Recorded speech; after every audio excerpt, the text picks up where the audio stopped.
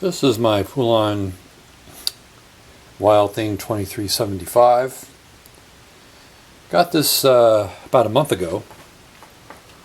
It was a chainsaw with very little use. The original air filter in it was pretty clean. It had maybe less than 3 hours of use on it, but was dead.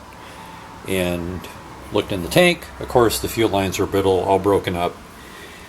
So did that, replaced the fuel lines, wouldn't run. Replaced the spark plug, wouldn't run. Even went as far as putting in new gas, new fuel mixture. Would put in a new ignition coil lead, put that in there, still doesn't start.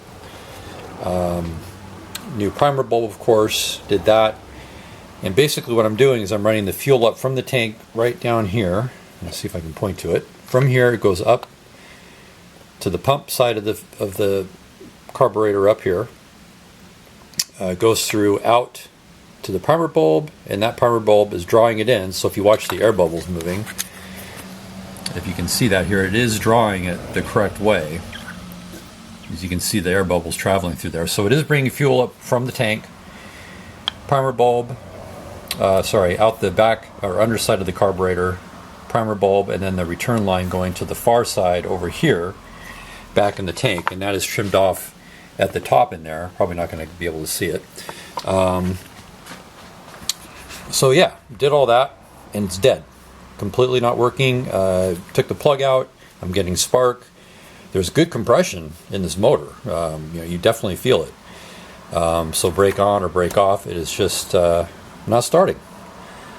So do yourself a favor. Don't buy one of these pieces of garbage because, watching all the tutorials on these things online doesn't pan out. It just doesn't work.